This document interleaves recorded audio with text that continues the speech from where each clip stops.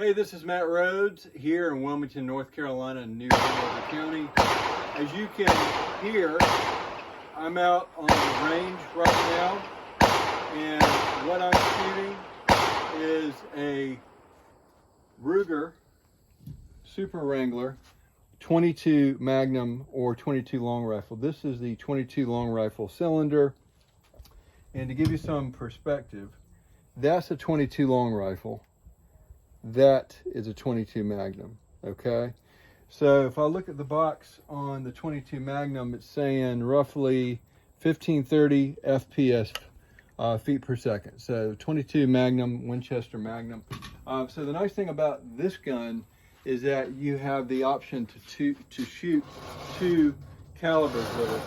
And the 22 Magnum is a good caliber for pest control.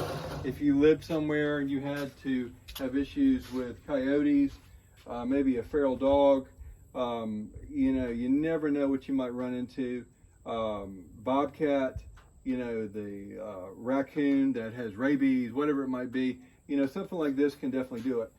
It can also defend you against a two-legged predator as well.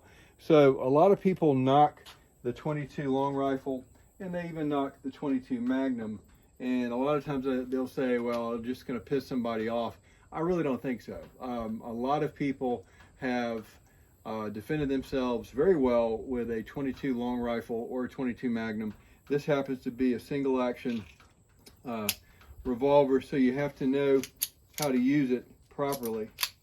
And so what I'm going to do is open up the loading gate here, and I'm going to load it just one at a time, and this holds 6 rounds. So the downside of this gun is definitely reloading it if you had to. There are ways to get better at it, and you do it by practicing, just like any other firearm. So if this is the only firearm you had to defend yourself, you want to make sure that you practice with it. And so once I've loaded the cylinder, what I do is I close that. Okay, I close this, and then it's ready to go. And of course, if you'll come over to the side, when I do shoot this, a lot of people you'll see, they think you fanned this. That is not the way you do it. Some people will hold it with their right hand, shoot with their right hand, and use the left-handed support, and they'll do that. What you really want to do is you extend out, take your left thumb, and pull that back, and shoot, okay? So let's go ahead and demonstrate this a little bit and see how it goes. All right, so eyes and ears on. Once you get right here, okay? And I'm gonna go for the, there's a circular target on the left, and I have 6 shots, so here we go.